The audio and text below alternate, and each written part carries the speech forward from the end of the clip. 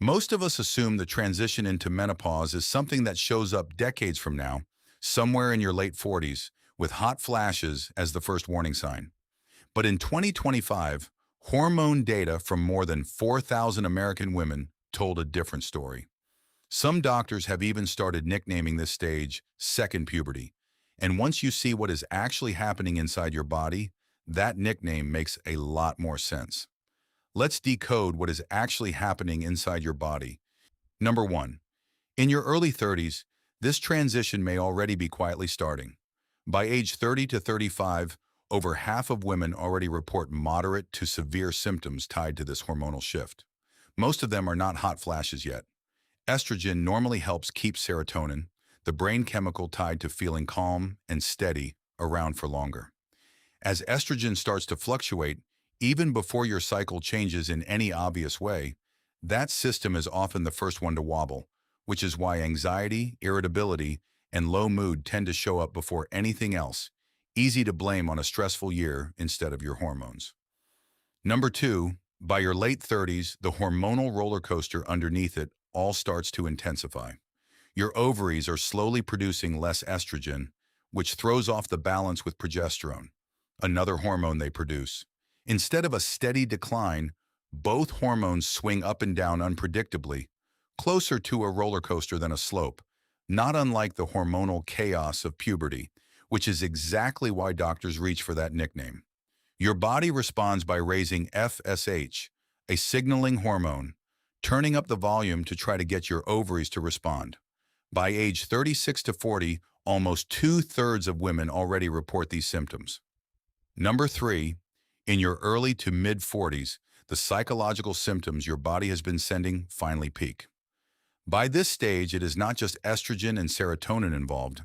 Progesterone, which normally boosts another calming brain chemical, is swinging even more erratically too.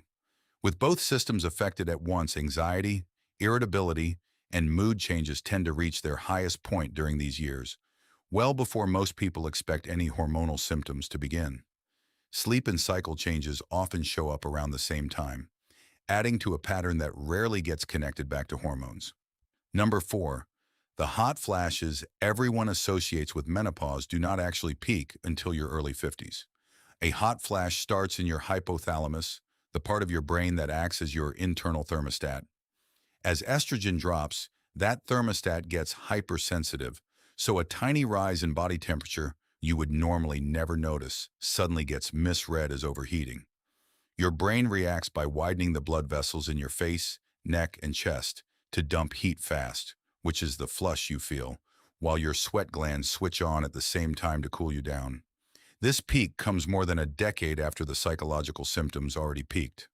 Menopause itself is a single point in time, the moment your periods have stopped for 12 months in a row. Everything before that, sometimes 4 to 8 years, is the perimenopause you have already been living through. Number five, perimenopause symptoms often go dismissed for decades before anyone names them.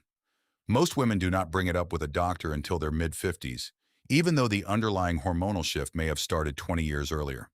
If your mood, sleep, or cycle has shifted in ways that do not match anything else going on in your life, it is worth naming perimenopause specifically when you talk to a doctor, since there are actual treatments for it, from hormone therapy to non-hormonal options, and it helps rule out other causes like a thyroid issue.